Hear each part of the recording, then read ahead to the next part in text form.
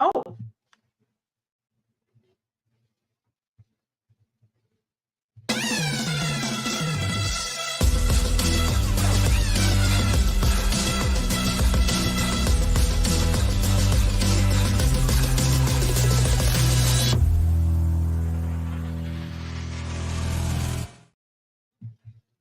welcome into NFL Kickoff Live. It's the best hour of football talk every single Friday. We'll go around the NFL, talk about every team and every game, and we'll get you local insight you can't get anywhere else but right here at Locked On. I'm your host, Tanitra Batiste. Alongside me are Jarvis Davis and Kyle Krabs. And we are going to talk about a little bit about that Thursday night debacle where we saw the Raiders absolutely smoke the Chargers 63-21, but really the smoke is today because we've gotten the news, of course, that after 2.5 seasons of high expectations, but almost no deliverable, the Chargers decided to fire Brandon Staley, but also their GM, Tom Telesco. So Staley, of course, the Chargers were 24-24 under him, just that one playoff berth that we talked about pre-show in 2022 that also ended with them doing something that Chargers are going to charge her. 27-point blowout lead to the Jacksonville Jaguars. But again, owner Dean Spagnuolo said in a statement that Chargers fans, quote, deserve more. Kyle, what are your thoughts on this firing of Brandon Staley? Yeah, I think it's a really hard sell when you had the issues that Brandon Staley did in his first year. It was so overly aggressive, a lot of fourth downs going forward, put the team in some bad situations. The following year seems to make some adjustments. They win an extra game, they go to the playoffs, and they blow a 27-point lead in the wild card round.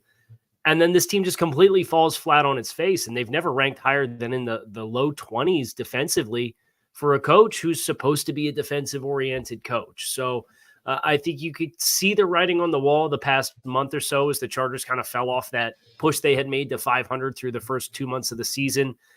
But hardly surprised in year 3 when the tenure for Brandon Staley has been what it is, and then you give up 63 points to a divisional rival. That's a tough sell to not make a change just because of the direction that things have been going. Indeed. And yeah, many would say that it was a long time coming. Now, Jarvis, the Chargers are naming their outside linebackers coach, Gibbs Smith, as their interim head coach to replace Brandon Staley, and JoJo Wooden as the interim GM to take them through the remainder of the season, just about 4 games, unless something turns around for that organization. But when you heard that news that the Chargers finally decided to part ways with Brandon Staley, what were your thoughts? That this is what should have happened last year after, in that playoff, finding a way to lose that game against the Jaguars. So those are some of the things that you take a look at when, and I kind of did a little digging, right? Because I had heard some things about Brandon Staley as far as, head coach. I had heard that, a local beat writer was talking about how he used to be a blogger. He used to blog about scheme and then kind of went to his little coaching history a little bit. And I found something very interesting. He broke into the NFL in 2017 as an outside linebacker coach, right? Position coach for a couple of years. Then he moved to the Denver Broncos. He started off with the Bears, moved to the Broncos for 1 year, moved to as the defense coordinator. He was position coach with the Broncos, defense coordinator with the Rams for 1 year, and then he became the head coach of the Chargers. Like that's too much. That's too much, too fast. I really feel like this is the prime example of that because, a lot of people want to fall into the whole analytics piece of football and how that's been implemented these past 6 or 7 years or so. And I get it. And I understand why people kind of fall in love with that. But this is the thing that you say, you look at this guy's resume and look at what he's been able to do. For one, I'm never going to follow a person that kind of jumps from team to team. I'm more so looking, I will fall in love with someone or feel like somebody's a good candidate if a guy has been somewhere for quite some time, been able to establish himself, been able to stick around if the whole coaching staff gets fired and he's able to stick around. Those are the type of guys you like to look for when you're talking about hiring a head coach. So I feel like Brandon Staley he got too much too fast. He didn't know how to handle it. And then on the other side of that whole analytics piece, if you're saying that, he said this one quote I thought it was very interesting. It's your job as a head coach to make sure your team knows you have belief in them. And what has he been known as? To depend on the numbers when it comes to going forward on fourth down. Do you really believe in your team or do you believe in the numbers? So that's the type of thing that I feel like he's going to have to make an adjustment if he wants to be a head coach again. Not necessarily depend on the numbers, and like depend on the people and have relationships with the people, because those people are the ones going to help you keep your job. Indeed. And Kyle, the Chargers have pieces. Obviously, Justin Herbert being the most critical piece once he comes back next season, assuming he's back to being his Justin Herbert self. But they've got other pieces on offense. They've got Keenan Allen. And when you look at that defense, it's young, but it's building. And Khalil Mack is still looking really good at 32. So a coach can come in there and make some things happen. Derwin James is another one on defense that makes things happen. Is this job, now that they've cleared Brandon Staley out of there, is this going to be one of the more appealing jobs in the NFL? Yes or no? And if not, why not? Well, I think anytime you have a quarterback that's capable of doing the things that Justin Herbert is with a head coaching vacancy, it's really appealing, right? That you don't have to worry about addressing that spot. So many head coaching vacancies are because you don't have a player there. I think the thing that's tough for the Chargers, they're scheduled to be about $45 million over the projected salary cap for next season.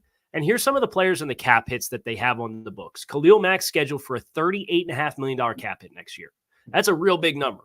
It's also not the only real big number they have. Joey Bosa is scheduled for 36.6.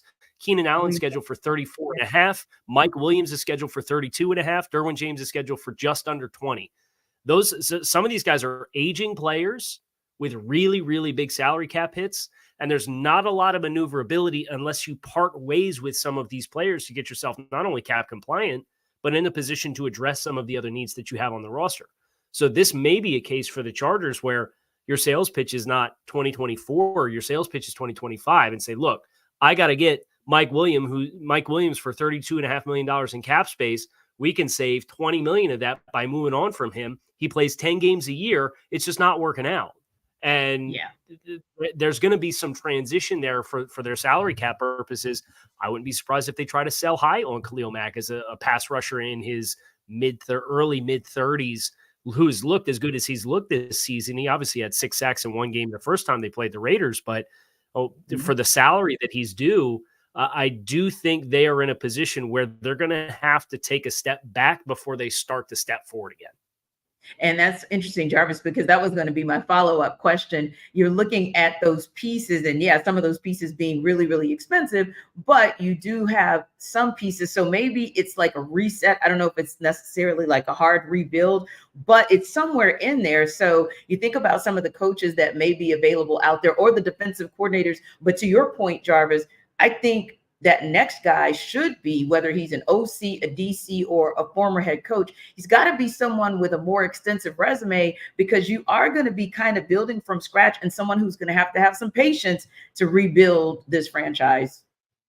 Yeah, I think Dean Spanos is going to have to, don't fall in love with the sexy. But hire somebody with some substance. And I think a great candidate that should be in talks for a head coach, and you probably know who I'm about to say, T, is doggone Eric Bieniemy. He has to be in conversation to be a head coach. I ain't talking about an interview, because he can get an interview. We kind of understand that's been established already. I think the job he's done with Sam Howell in that offense and being able to sling the ball around the yard, and Sam Howell actually looking like he's capable of being a viable starter in the NFL. So I think that Eric Bieniemy is a guy that you, the type of guy with the type of resume that he brings to the table, those are the type of guys you need to be looking at. Not necessarily, the guy that can sell you, or a guy that, oh my God, he was an amazing interview, but his resume is a little weak sauce.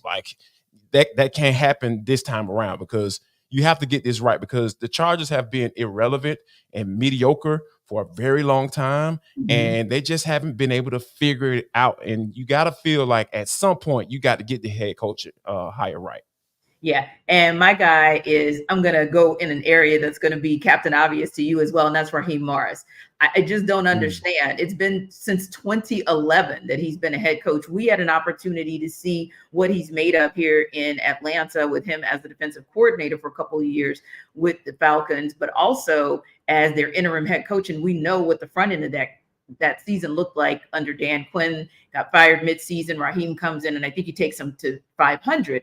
And of course, has done a solid job with the Rams as well. He's also a candidate that I think would be viable and would be able to take some of those pieces and maybe work with them. And Kyle, one thing we know about Raheem as well, he's a teacher. He's a great teacher. So if you're going to be in reset mode or rebuild mode, that kind of coach would be good for you. But is there a coach that maybe you're looking at, or a DC or an OC, saying, hey, that guy might be potentially viable for this Chargers team? Yeah, I think the direction everybody's going to want to point is some offensive savant to squeeze as much as you can out of Justin Herbert. And look, Kellen Moore came in as the offensive coordinator this year and was supposed to really invigorate Justin Herbert and the passing game. It really felt like they continued to struggle with the downfield ability to hit shots down the field throughout the course of this season. So I think Eric Bieniemy's a name to bring up, as JD did. I think the other one that a lot of people think is going to be the hottest name on the market is Ben Johnson, the OC of the Detroit Lions. Now, he's young. He's 37, so he's about the same age that Brandon Staley was when Brandon Staley got hired. But my favorite Ben Johnson stat versus Brandon Staley is he's been an assistant coach in the NFL for twice as long as Brandon Staley was before Brandon Staley got hired in the first place. So he's been an assistant coach at the NFL since 2012, whereas Brandon Staley really didn't get into coaching in Chicago as an assistant until 2017. So Ben Johnson's been around the block a little bit more. He's got a little bit of experience. He has multiple years as the coordinator of that offense. He's the passing game coordinator for Detroit in 2021, in addition to the last 2 years as the actual offensive coordinator. So I think his resume has a little bit more meat, like JD was talking about just going for a young, exciting guy that interviews well. Well, this guy actually has a little bit more substance on his resume if you're going to go the offensive route too. Yeah, I like that as a pick as well. And, Jarvis, we'd be remiss if before we wrap up this section, we don't talk about the debacle that finally got Brandon Staley fired. And that is that 63-21 game that we saw last night, where the Raiders just absolutely blew out the Chargers. 42 points in the first half alone, didn't allow the Chargers to score until that second half. But here's the interesting part. You look at the stats, and it's so crazy because first downs are almost identical, 18-20. Time of possession was almost identical. And actually, the time of possession was in favor of the Chargers, right? And even down to the total yards, almost identical. Both teams, 300 total yards. How in the Sam heck did the Raiders score 9 touchdowns in one game, when before that game, first of all, they didn't score at all against the Vikings just this past Sunday, but it also took them 6 games to score 9 touchdowns.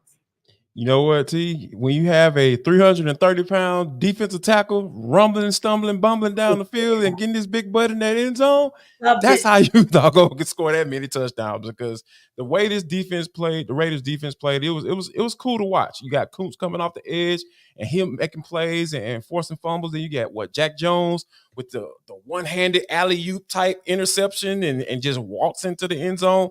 That's what you're talking about. Everybody was getting involved, and the turnovers was the big key for the Raiders getting up like they did and basically putting this game away in the first half. So, yeah, that was something that was cool to watch. And it just, on the Chargers side of things, it just seemed like those guys were disinterested. Like, it was like, okay, we out here, now you're playing man coverage, and they're getting beat on the same route, multiple this just like, what is going on out here? Make some adjustments, do something, coach. And this is how I knew Brandon Staley was done, T. In that post-game press conference, they asked him, do you know if you're going to have a job the next day? And he said, I don't know, because let's rewind a little bit. Brandon Staley was utterly defiant to a reporter who asked him, who even brought up the idea of him not calling plays for that defense. And he was just defiant and just like, who are you? How dare you ask me that type of question? But for him to answer the question the way he did, that's how you know he was done. He was done in his mind because he knew he was done. And it was just, it's kind of sad. It's sad to watch things like play out like that, because like the NFL, one thing about the NFL, you will be humbled at some point as you go through, if you stick around long enough. Indeed. And Kyle, like I said, that game was absolutely cray. It was fun because you don't typically get a fun game or a competitive game on Thursday. This wasn't competitive, obviously, but it sure as heck was fun to watch. But how in the world did all of those stats line up identically? And yet literally the Raiders tripled the output of the Chargers. And the Chargers needed some late points to make it even tripled as Even compared that. to what it would have been otherwise. So a 42-yard touchdown drive, a 31-yard touchdown drive, you had a 14-yard touchdown drive, and then you had 2 defensive touchdowns. So when you're starting on the plus side of the 50 or you're starting in the red zone that frequently, that's a first-class ticket to getting the kind of points that you do. But credit to the Raiders for finishing all of those drives. There's times where you may take over and have to kick field goals. And I know the saying is every possession that ends in a kick is a good possession, but maybe the Chargers should have aspired to end a few more possessions with kicks of their own, because the alternative is the 5 turnovers that they dropped on the field last night. So really sloppy play. Obviously, you sympathize with all the injuries that the Chargers have had, and obviously Justin Herbert didn't suit up for this game, and his season is over. But they get a lot bigger picture questions to ask, and I love what JD said, because there was little question in Brandon Staley's mind who was calling the plays the rest of the way.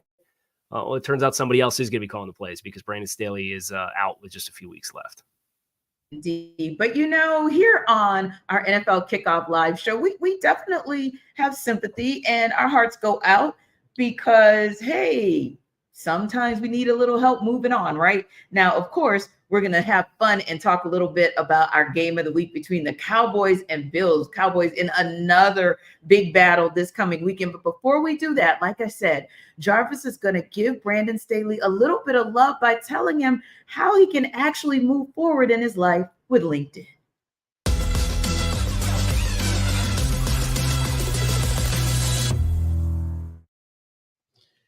All right, Brandon Staley, listen up.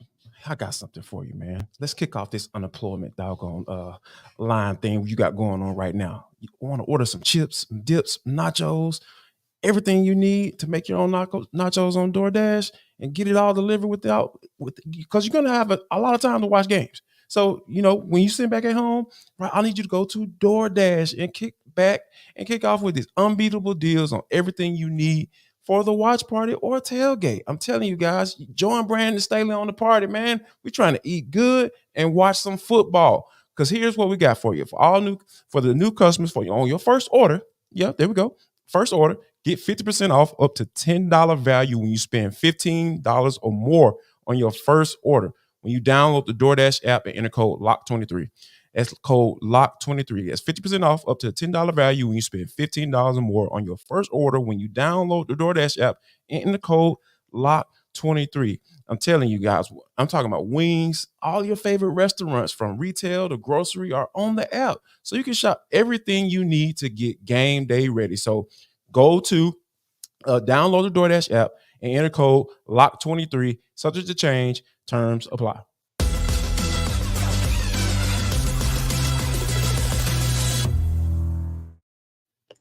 Well, guys, it is time to talk about the game of the week. And this is going to be a good one. The Dallas Cowboys have been super hot lately, and Dak Prescott has been absolutely white hot, leading the charge and putting himself at the top of the MVP conversation. Now, where can things go wrong for the Cowboys against the Buffalo Bills? Well, Marcus Mosher joins us. The Locked On Bills host, Joe Marino, will join us as well to break this game down.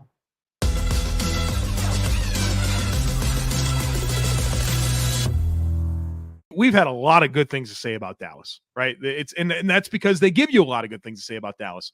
What are your issues? What's the stuff? What are the problems with Dallas? No team's perfect. What is it? No, it's the run defense, and you nailed it. They are 32nd in EPA per play against the run. Now they've been up in a lot of games, so teams haven't been able to expose them, and they haven't let teams hang around to be able to run the ball. But you can absolutely run the ball against this Cowboys defense, and Dallas will likely be without their run-stopping defensive tackle, Jonathan Hankins, in this game.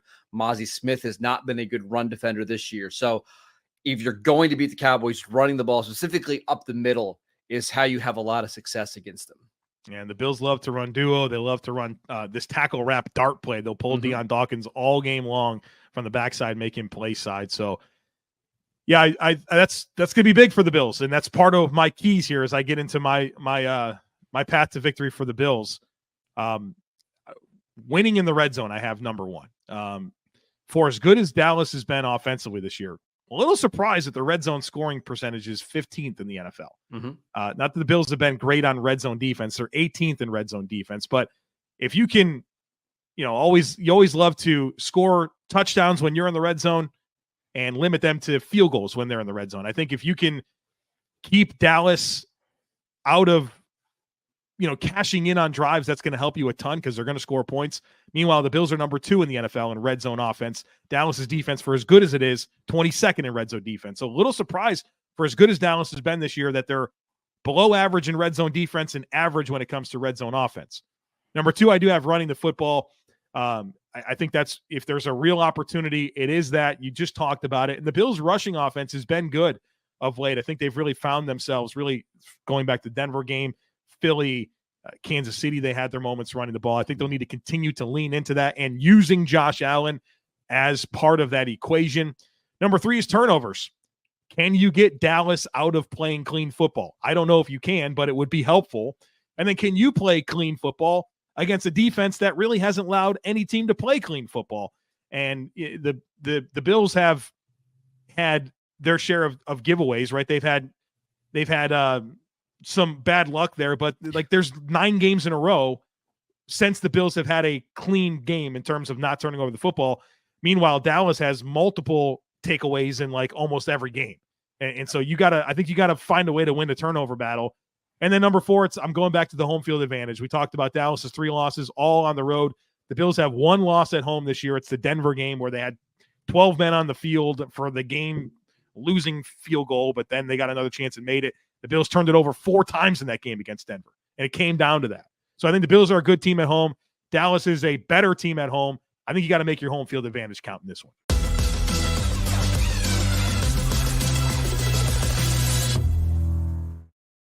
Jarvis Joe was nice. He said that the Bills were a turnover machine. No, that guy under center is a turnover machine for them, and that might be one of the paths to the Cowboys winning this game. But also I wanted to point out something that he talked about, and both guys agreed, and that is that you can take advantage of the run defense that the Cowboys have. And James Cook is having himself quite a nice season, 163 carries, 789 yards, and 4.8 average for yards per carry. So what for you is the ultimate path for the Bills to get this win?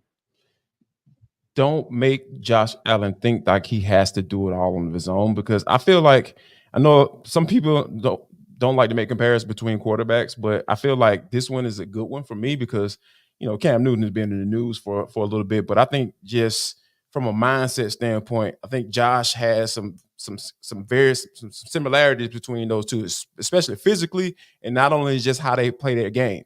And I feel like, Cam talked about how when it takes him to get to a different level, he understood that, hey, I don't have to make the play. I can put the ball in other people's hands and they can get 20 and 30 yards. I feel like Josh Allen can do that too. And it can be as simple as turning around and handing the ball off to James Cook, because we understand what James Cook brings to the table. And I've been wondering for so long, like, why aren't they getting this dude the football? Because we saw his talent down there at UGA, so we understand what he brings to the table. So I feel like if they can get Josh Allen to a point where, hey, put the ball in somebody else's hands and he can trust them to make those plays for them, i.e. just turn around and hand the football off, I feel like the Bills be in good shape. And Kyle, you can't maybe argue that there's any team in the National Football League that's hotter than the Cowboys. And so they're going to take their show on the road, but that's the place where, no pun intended, they kind of go cold. So how can the Cowboys maybe get a win on the road and kind of keep that white hot play coming, especially from Dak Prescott? I think the thing to bear in mind is, this is a team that thrives so much on turnovers. The 3 losses they've had this season, they've only manufactured 1 turnover in those 3 games combined. Well, they didn't get any turnovers against Arizona early in the season when they got upset in that game. They couldn't turn the ball over against Philadelphia the first time that they played them. And they got 1 turnover on the road at San Francisco when they lost by 32 points and had like 180 yards of offense. So they have to get a short field. We just got done talking about it with the game that happened last night. Short fields off turnovers and getting extra possessions. Yes. Yeah. Dallas is so opportunistic with this Dan Quinn defense, and obviously Deron Bland. He's already set the NFL record for pick sixes in a single season, and they have a ton of turnovers. That for me is you have to help the offense out and get some momentum, because I've been to Orchard Park. I've been to a game there, and it is they get rowdy there. So you have to get some kind of spark to help the team play a balanced, complementary game, because Buffalo, they're in the midst. Their feet are on the fire, right? They dug themselves a hole early this season. They're trying to dig themselves out. They smell blood in the water after the win that they logged last week against Kansas City in Arrowhead. They got games against the Chargers, which are an absolute train wreck. And then they've got the Patriots the week after that, after this game. So they know what's at stake. They can go on a little bit of a run here and save this season that looked like it was so far off the rails. I think Dallas has to kind of make an impact play early in the game to kind of serve as the spark, or else you really risk letting that crowd in Buffalo have the impact that they're capable of having. Yeah. And, Kyle, when you think about it that way, or when you speak on it that way, it reminds you of sort of that cliche-ish phrase of any given Sunday. But I mean, I feel like this season in particular, it really has been an any given Sunday scenario, even when it's not on Sunday. So I think you make a very valid point. I mean, Jarvis, yeah, you can look at the fact that not only have the Dallas Cowboys won 5 in a row, but the way they've won 5 in a row has been so dominant. But you can also, make the case that, hey, they've got a lot at stake. But to Kyle's point, Buffalo has a lot that they're riding on too, because they're fighting for their playoff lives. And we know the Dallas is fighting for really to make sure that they win the division now that they're pretty much neck and neck with the Eagles, and B, still have an outside chance to maybe even get the number 1 seed. But ultimately speaking, which one of these teams kind of has, and I'm going to use the term loosely, which one kind of has more motivation to say, yeah, it's truly a must win for us? I think it's the Cowboys, because they are always having to prove themselves. Because, even last week, I kind of was joking to myself and joking to my wife. I was just like, man, I picked the Cowboys to win last week, and they end up pulling that bad boy out. But I also said, like, I can't ignore what I got to believe what I see. I gotta trust my eyes. What I see, this offense, the way Dak has been cooking, because this team was built for this offense to put up points and the defense to rush. Because at the end of the day, a lot of times, like, Michael Parsons don't care about getting no run stops. That man wants to sack the quarterback. DeMarcus Lawrence wants to sack the quarterback. They want to put the quarterback on the ground and terrorize him. You know how you do that? When you have a lead and teams have to throw the football. So I think, like, and it's just been a perfect marriage. It's been a marriage made in heaven, because it's been kind of weird about how this team has been, because we just haven't been able to trust Cowboys in big games. So I think this is another week where the Cowboys say, you know what? We have to go out and prove ourselves. We have to go on the road. We know how we play really well at home. We understand that. Now we have to go on the road and spank a team that's desperate, because we know what Sean McDermott is up against.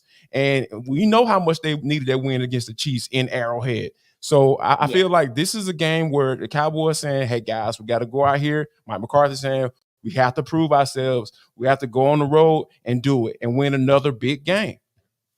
Yeah. And, KC, when you kind of look at it from the Bills' perspective, you could look at it as a must-win as well. And I agree with you, Jarvis, by the way, that the Cowboys, they could be the more must-win team, because everybody's on each other's heels at the top of the NFC, right? But then, Kyle, you also have a clusterfuffle of teams, and we know the 6 and 7 cluster that is the NFC. But you've got some teams kind of clustered up there as well in the AFC. So is this a must-win for the Bills too? Just as much, if not more? Yeah, and you look at that cluster of teams and who's in it. Well, the Bengals are in it, and the Bills lost that game head-to-head. And the Broncos are in it, and the Bills lost that game head-to-head. The Jaguars, potentially, after their 2-game losing streak, they're looking at a couple teams a game behind them in the AFC South. They're only 8-5. They're only a game out in front. Buffalo lost that game head-to-head. So they do not have a lot of leverage in the way of tiebreakers for that cluster of teams. And they still have a chance to hunt down this division. If they run the table and the Dolphins lose one more game, and the Dolphins have Baltimore, Dallas, and the New York Jets as their other 3 games, if the Bills run the table and the Dolphins drop one, the Bills can win the tiebreaker because they won the game in week 4. So they've got it all ahead of them too that they want to achieve. I think the biggest challenge for Buffalo in this game is the defensive injuries against Dallas. It sounds like Micah Hyde's not going to go for them. AJ Epinesa, one of the rotational pass rushers, isn't going to go. They've already lost Matt Milano at Mike linebacker earlier in the season. They've done well to kind of absorb that. They've had some turnovers influx the last couple of weeks, but nevertheless, that's still a huge loss against a team like Dallas. And then Daquan Jones, their defensive tackle, they lost around the same time they lost Milano. So like up the middle of this defense, they're missing a lot. And for Dallas, who has kind of showcased some ability to run the ball, they got a really physical interior offensive line. I think that's where Buffalo has to show they're up for the challenge. Is Dallas, I think, has the opportunity now that Brandon Cooks has started to come on a little bit and Jake Ferguson's cooking at tight end. They're a little bit more balanced. So you're going to have to try to take that away. Whereas I think Buffalo, conversely, I think it's a little easier to make them one-dimensional because it's Stephon Diggs. And you've seen Khalil Shakir flash a little bit, and Dalton Kincaid has flashed a little bit. But I just feel like Dallas with their defense, I do think they have an edge to make Buffalo more one-dimensional offensively than Baltimore inversely does because of the injuries the Bills have on defense. Indeed. Well, hey, listen, you guys sold me on the fact that this is a must-win essentially for both of these teams. And we're going to sell you on some more things in our Sell Me Why segment that's coming up next. But first, Jarvis is here to sell you on BetterHelp.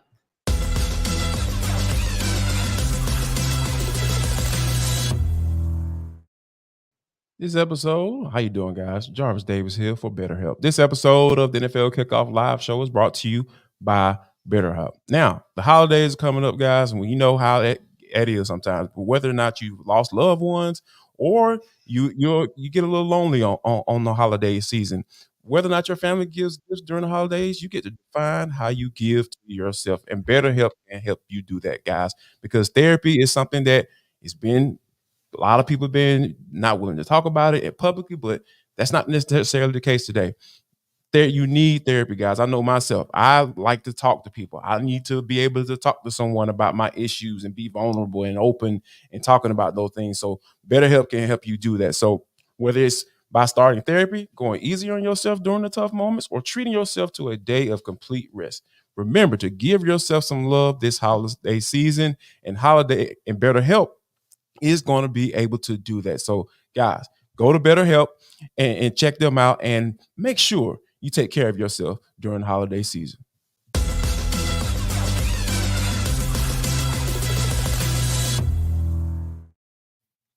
And we got a Detroit team that's hosting the Denver Broncos on Saturday Night Football this weekend. Lions are currently 4.5-point favorites in that one. And here's Matt Derry from Locked On Lions to sell you why Detroit covers the spread. What are some ways and some keys that the Detroit Lions can cover that 4.5-point spread on Saturday night against the Denver Broncos? It is simple. For the Lions, they've got to take care of the football. Turnovers have been a big issue for this football team the last 4 or 5 weeks. Jared Goff over the last 4 weeks with 9 turnovers himself. Lions have to value the football and take care of it. No turnovers if they want to beat the Broncos. Plus, Denver's the best takeaway team in the league, tied for first with 24 takeaways. Lions aren't great themselves and taking it away just 14 times this year. So turnovers for Detroit going to be key if they want to take care of the home business at Ford Field on Saturday night. Also, Lions run game's got to get going again. Jahmyr Gibbs, David Montgomery have had some big games this season. Lately, hasn't been so much. Denver, single worst rush defense in the league at number 32, giving up over 144 yards a game. Gibbs has to get more than 11 touches coming out of that backfield. Same with David Montgomery. That 1-2 punch will be a key. That'll open up the passing game too for Jared Goff, to say the least, after that. And the third key for the Lions is get that crowd involved. Certainly, Saturday night is going to be raucous at Ford Field. The Lions have played very well under the lights in prime time, 3-0, of course, with wins against Kansas City on the road, Green Bay on the road, and Vegas at home. Here's another home game and another night game, primetime game. Kevin Harlan, NFL Network, all in the building, and that crowd should be raucous. Hopefully force Russell Wilson and that Broncos offense into making some mistakes, maybe some false starts, and the home crowd's got to be a key for the Lions to get this win and to cover that 4.5-point spread. Lions have played some close and tight games lately. They're due for a cover at home. Guys, do you think these Lions will be able to cover that 4.5-point spread? I think that I think the Lions, they should be able to. And I think that, Matt brought up a really good point. I think getting the ball into the hands of Jahmyr Gibbs and David Montgomery, that's going to help because Jared Goff has been really turning the ball over a lot lately.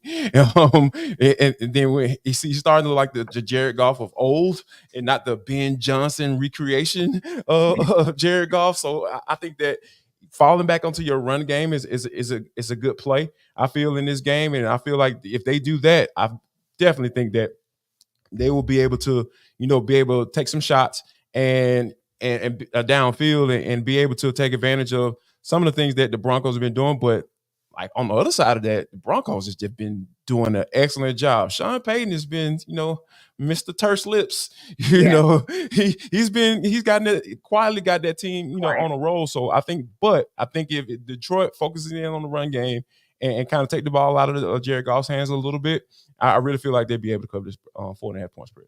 Indeed. Whereas, Kyle, like Jarvis said, you're looking at a Broncos team that's won 4 of the last 5 and lost a tough one to the Texans, or they would have had 5 straight, right? And it's been Russell Wilson kind of going back to something Jarvis said earlier, not trying to put everything on himself, but just kind of playing within himself. But what has made this Broncos team all of a sudden turn things around and actually be viable to potentially beat the Lions? Oh, they are getting turnovers defensively at a massive rate.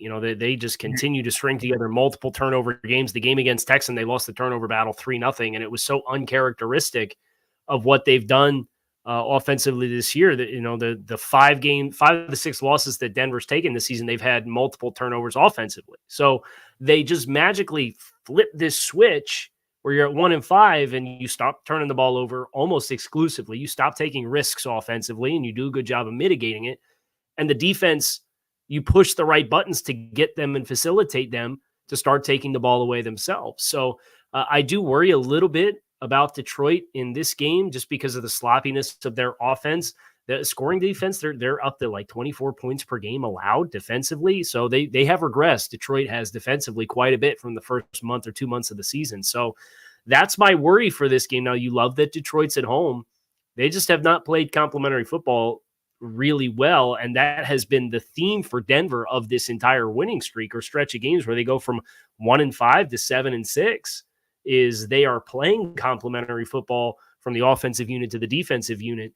And I am very interested to see if that trend continues this week, just because I kind of think that it will. And I probably would not have a lot of confidence in Detroit to cover it. The path is easy because if they do run the ball, I agree with JD.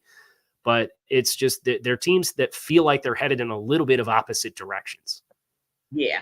And you've got 2 teams. It's very interesting because I would say with the Tampa Bay Buccaneers who are heading to Green Bay has been for the most part trending up, right? And so that's been a positive thing. Of course, lost Monday Night Football, but ultimately have been trending up. Tampa Bay, well, Jarvis can tell. We can tell it better than anybody that Tampa Bay is going to Tampa Bay like everybody else in the NFC South. So this should be an interesting game to kind of watch, KC. But ultimately speaking, it's an early window on Sunday. And James Yarko is actually going to sell us on why the Bucs can cover as 3.5 point underdogs. He is our Locked On Bucs guy, and he will tell you how. James Yarko here from the Locked On Bucs podcast, telling you why the Buccaneers are going to cover the spread in this one and what they have to do to get there. It's pretty simple. The Bucs have covered in 6 of their last 7 road games, but lately a big reason for their success the last 2 weeks against the Panthers and the Falcons, and why the game was so close in Indianapolis, has been the rushing attack.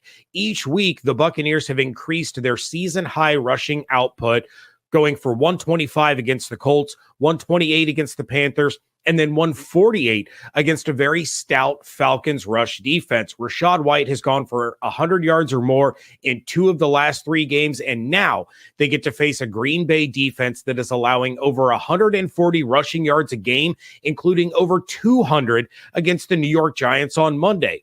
The Buccaneers offensive line has started to find a groove in the run blocking scheme, and Rachaad White is really starting to come on strong late in the season. So the recipe is simple. Feed Rachaad all day long. Give him carries, run through the air with the little 1 and 2 yard dump off passes that he can take to the house like he showed against the Falcons. It is going to be a heavy running attack for the Tampa Bay Buccaneers because that is going to be the way that they beat the Green Bay Packers in Lambeau, not just covering the spread, but the Bucs can get a win if they stick to giving the ball to Rachaad White.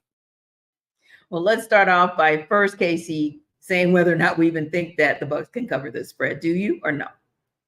Yeah, I see the pathway. It's obviously tough when you're a warm weather team and you got to go up north and play late in the season in these outdoor environments. So I think that's a little bit of a worry where, if they're going to have the success that they've had with the physicality in the run game, it's a little bit of an adjustment to do it up there as compared to where you've been practicing all week long. But I would say, Green Bay's given up more than 200 rushing yards defensively in 4 of their games this season across the first 13 that they've played. So they've been susceptible all season long if teams are committed to it. I think that's the pathway. I would be inclined to think that Green Bay does win the game. I think it will be close. I can see Tampa Bay certainly covering. But I think James got this one on the nose as far as what the pathway looks like for them to do it. Yeah, and Jarvis, they're actually going to luck out because Sunday the high will be 41 in Green Bay. So they might get a little semblance of a feel of that down south and how they play down south. But want to go back to Green Bay as well. Like we said, they have, for the most part, been playing some really solid football. Had just a little hiccup there, but for the most part have been playing solid. What's their path to getting a win? I think it has to be Jordan Love's play. I think that this team has been constructed for him. If he plays well, they have a really good chance of winning this football game. And I think that a lot of people want to jump on the bandwagon when it got off to a hot start, and then he started turning the football over. You start seeing him look like a young quarterback that's making his first start in the NFL or his first season as a starter. So I think that with his play and how he's being able to spread the football around, because they had Christian Watson was out last week, and you still seeing they were still able to have some success throwing the football. So I think that him being able to spread the football around, and I think Matt LaFleur has been, got to give him credit too, but as far from a play calling standpoint and game planning, they have been able to find ways to get the ball in the hands of their playmakers, which includes Jordan Love, and also getting A.J. Dillon involved as well. So I think that this Green Bay team, if they're going to get this win, which I feel like they can, because I don't trust the Tampa Bay Buccaneers. I saw that team last week, in person, when they had 85 total yards in the first half of the game. I was like, oh, let's see if we can run the football. Dave Canales said, let's run it now since we can't throw it. And they were able to have some success. So I think that right now, this Green Bay team, they have built this team to be in that success. It also all depends on whether or not Jordan Love can be hold on to the football and be able to distribute that bad boy in a way where they're moving their football up and down the field. And I think that they can do that. And to be honest, I kind of feel like that was just a little bit of an outlier last week, because I called the Falcons defense an infirmary as far as their ability, their run defense. I mean, they just didn't have their starters. And the one guy who was doing it, Kentavious Street, went out. And that's really when the Bucs went off. So it'll be interesting to see. Sure, they definitely can run the ball, but how much of a weapon will that be for them? Now, there's an AFC East battle extraordinaire that I can't wait to hear what my guy Kyle has to say about it. Dolphins, Jets, facing off once again. Dolphins won the last matchup 34-13. Jets are currently 9.5-point underdogs in that one. And John Butchko is going to sell you why the Jets can cover that spread. I'm John, the host of Locked On Jets. And for the New York Jets to cover the spread this weekend against the Miami Dolphins, they will need 2 things to happen. First, the offense needs to get contributions from skill players who are not named Garrett Wilson or Breece Hall. Wilson and Hall both had excellent games in the Week 14 win over the Houston Texans, but the Jets also got contributions from supporting players. Tyler Conklin had 4 catches, a couple of which were in traffic. Jeremy Rucker chipped in 3 catches. And the Jets also got contributions from role players. Xavier Gipson and Randall Cobb both scored touchdowns. Yes, the biggest part of the reason the Jets won that game was Zach Wilson making big strides. But part of the reason Wilson was able to make those strides is he got contributions from receivers and who have not been contributing to the Jets all season long. So Garrett Wilson's going to be very good for the Jets. Breece Hall is going to be very good for the Jets. The Jets have not gotten the supporting players to step up prior to last week, and that needs to happen again if the Jets are going to cover the spread against Miami. And the second thing the Jets need to do is they need to slow Miami down. The first meeting between these teams, the Jets defense did not do a great job of limiting the big plays. Tyreek Hill had a couple of big catches against DJ Reed. Jets need to do a better job limiting Miami's explosive plays. They should have an advantage in this game because the Miami offensive line is banged up.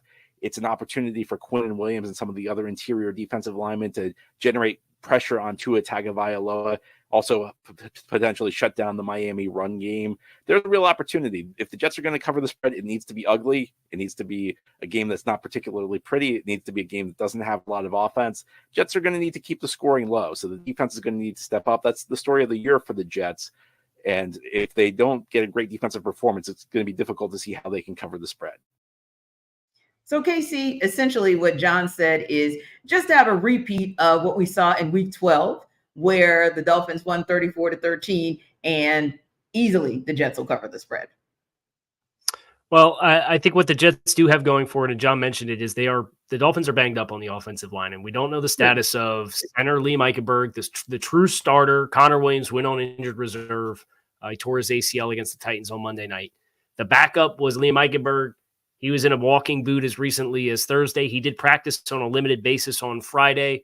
Teron Armstead did not play against Tennessee after getting leg whipped at the end of the first half against the Washington Commanders.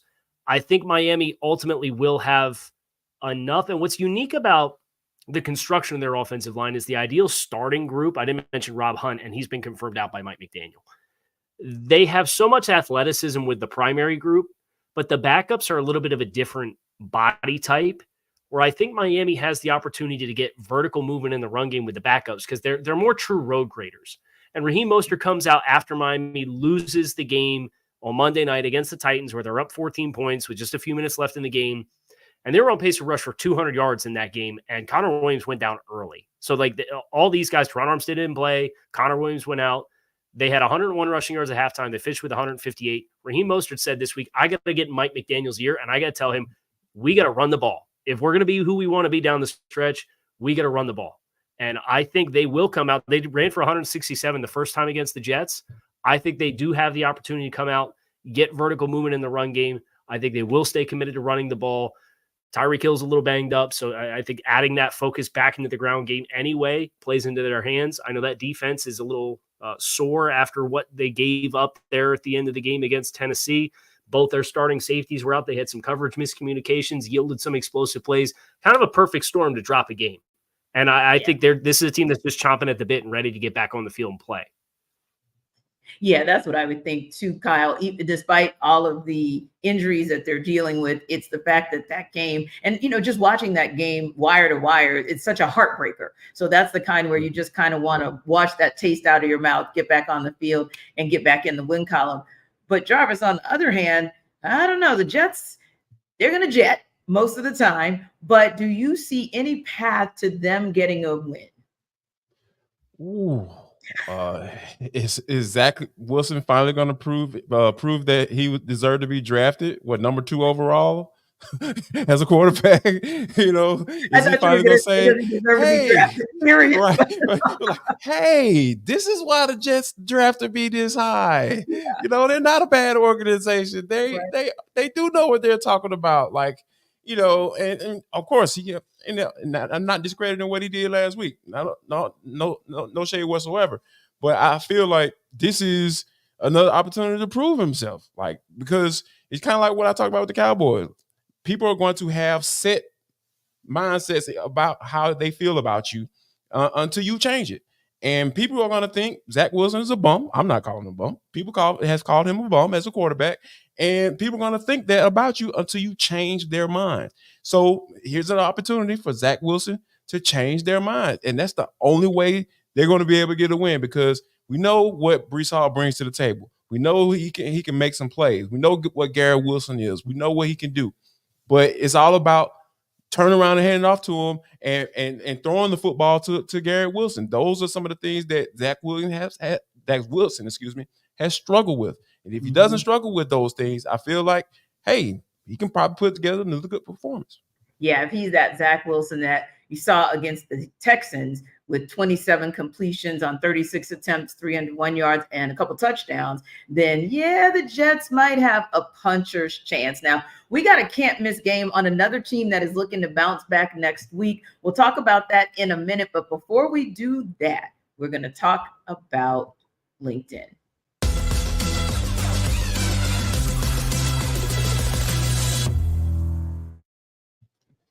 Listen up, guys. Jarvis Davis here for LinkedIn. This episode of the NFL Kickoff Live Show is brought to you by LinkedIn Jobs. When you're hiring for your small business, you want to have as many top-tier candidates as possible to interview, such as myself. I'm a big-time candidate, I guess. I don't know. Are you a big-time candidate, or are you looking for that big-time candidate? LinkedIn Jobs is the place you need to go. That's why you have to check it out. They have the tools to help find the right professionals for your team faster and for free. And LinkedIn isn't just another job board. I know y'all get tired of those job boards with all these fugazi jobs on there and all that stuff. They have a vast network of more than a billion with a B professionals, which make this the best place to hire. Hiring is easy when you have that many quality candidates. So easy, in fact, that 86% of small businesses get a qualified candidate within 24 hours. I'm a small business owner myself. I'm gonna be looking for some candidates. I'm going to LinkedIn Jobs because I know exactly what I'm going to get when I go there. So thankfully with LinkedIn, the process is intuitive, it's quick, it's easy, and they even just launched a feature that helps you write job description, making the process even easier and quicker. So here's what I want you to do, guys. Post your job for free at linkedin.com/lockedonnfl. That's linkedin.com/lockedonnfl to post your job for free. Terms and conditions apply.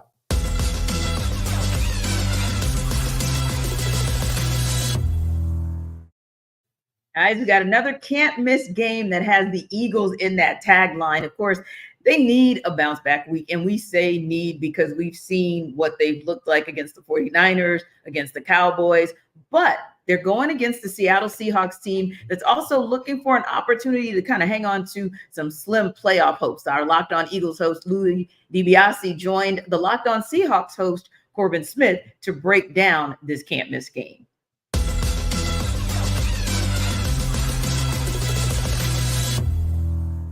I don't know about you, Louis. This is a weird matchup in a sense that you would think from a record standpoint and the way the Seahawks have played for the last month and a half.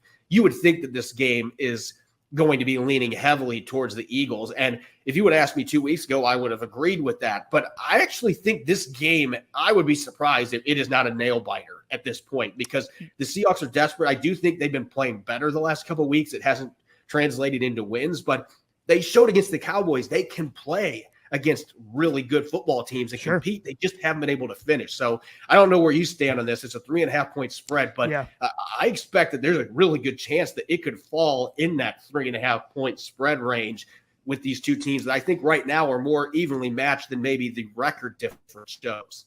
Yeah, I mean, I would probably still, I agree. If it's a 1 or 2 score game, I wouldn't be surprised at all. When it comes to like actual points, the difference there, I might still take the Eagles to cover at -3.5. But one thing I'll take the over on, Corbin, at FanDuel, 47.5 is the over under. I kind of like the over right now. I think this might be a high, depending on if Geno Smith plays. I think that's a big part of this, and Devin Witherspoon, but I might take the over there.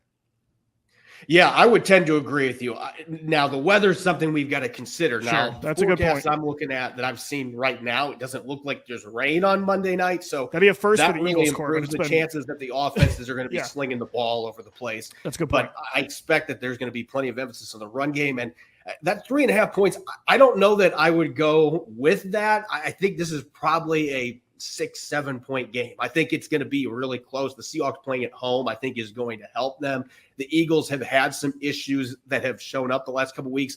If the Seahawks actually game plan to attack those issues, I think that they can make this a very competitive game. That is a big if with the way things have gone this year, but this is truly a desperation game for the Seahawks. And the Eagles, they're going to be playing with some desperation too, because they've still got that number 1 seed in the division title that they're trying to win. So I'm expecting that this is going to be a thrilling contest at Lumen Field and should be a really good primetime matchup, which is why they slid it into that Monday night game and made sure the Patriots were not playing on Monday night with what we've seen from them this year.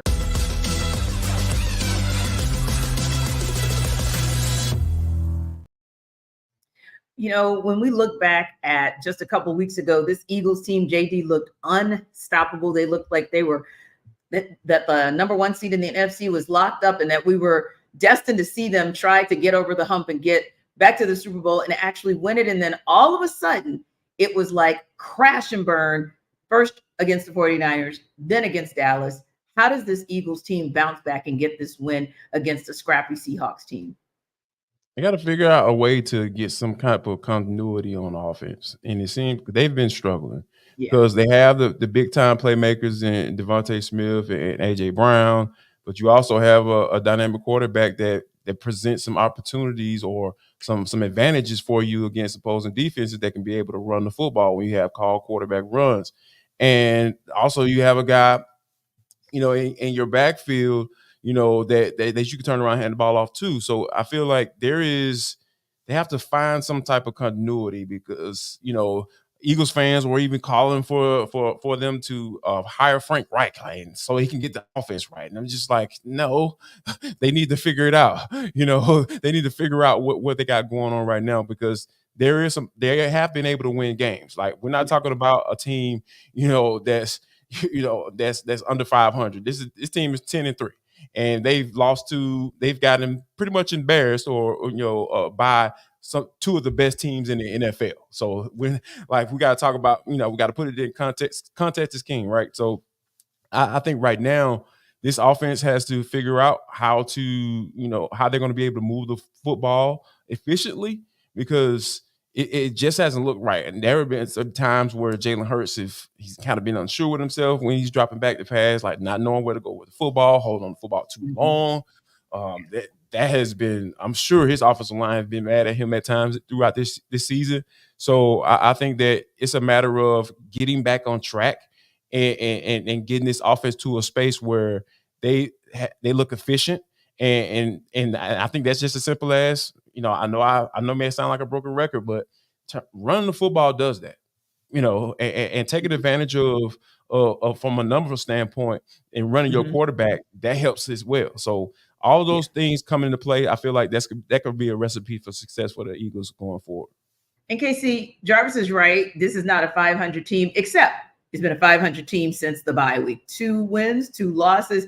And really, honestly, they eked by with that win against Buffalo, if we're being honest. Buffalo kind of beat themselves, if you will. So how does this Eagles team, and they've been banged up, give them credit. Lane Johnson has been injured, and that's been a big challenge for them. But ultimately, how does this team get back on track, especially because they're going to be on the road against the Seattle Seahawks? Yeah, I'm hearing us talk about hiring Frank Reich and fixing the offense, and things aren't perfect there. I think they need to be a little bit more balanced and run the ball and not have DeAndre Swift get in the second half of games with 3-4 targets. But Frank Reich ain't going to fix his run defense. Since the bye week, the Eagles are giving up 156 yards a game. They have given up over the last 3 games 109 points defensively. You want to know what's wrong with Philadelphia? It ain't the offensive side of the ball. There's highs and lows. There's ebbs and flows. This defense has not been as advertised. The last 3 games in particular, Buffalo, San Francisco, and Dallas have rung up a ton of points, a ton of yards on the ground. Philly has 2 turnovers in those 3 games combined versus they've given the ball away 5 times. That, for me, is the key. You got all these first-round picks invested in your offensive line, on your defensive line, the studs that you have on that defensive line with Jordan Davis and Jalen Carter, and you got Josh Sweat, who's a really nice hit for you guys, and Hassan Reddick, as dominant as he's capable of being at times. You got to own the line of scrimmage. And a team like Seattle, they're in a really ugly 4-game skid of their own, but they are in their DNA. They're a team that wants to run the ball. So you have to be ready to meet that opportunity. If you're Philadelphia defensively, forget about the offensive issues. They'll figure themselves out. You got enough impact players over there, but you got some young guys over on the defensive side of the ball. I'm really concerned about the linebacker core. They brought in Shaq Leonard for a reason. That front seven's got to own the moment. If you're going to get this 2-game losing skid off the schneid and you're going to go out west, you're going to win this football game. And honestly, Casey, I'm also concerned, not as concerned, but concerned, like you said, is with the defensive front, but also that secondary has been torched.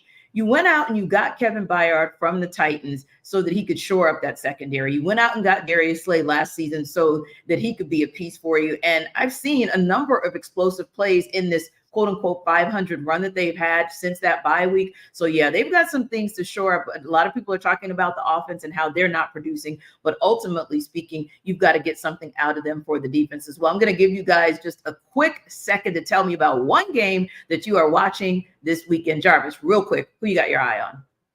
Oh, you know what game I'm watching. I have to have my eyes on this Falcons-Panthers game. If the Falcons aren't able to go and get a win on the road against a 1-12 team that just fired their coach and people are running to the owner, texting him and telling on folks, this your season is over with, and I think it's time to talk about some job statuses. Indeed. Casey, which game is it for you? I'm going to cheat. I'm a double dip. Saturday afternoon's got Steelers, Colts, 2 7-6 teams trying to stay in the running for the AFC wildcard race. And then Sunday night football is Baltimore at Jacksonville. Jacksonville's lost the last 2 games. Baltimore currently sitting in the 1 seed. Jaguars trying to hold on to that lead in the AFC South. There's a lot at stake there. So there's this AFC playoff race is going to be coming down to it. It's going to get wild and crazy. And those are 2 games that I'm looking at to have a lot of leverage on the line. Well, have fun for me Saturday because I can't watch. I'll be on the couch Saturday looking away, but Sunday definitely some intriguing matchups as well. Listen, we appreciate you guys as always for stopping by NFL Kickoff Live. We will see you same time next week.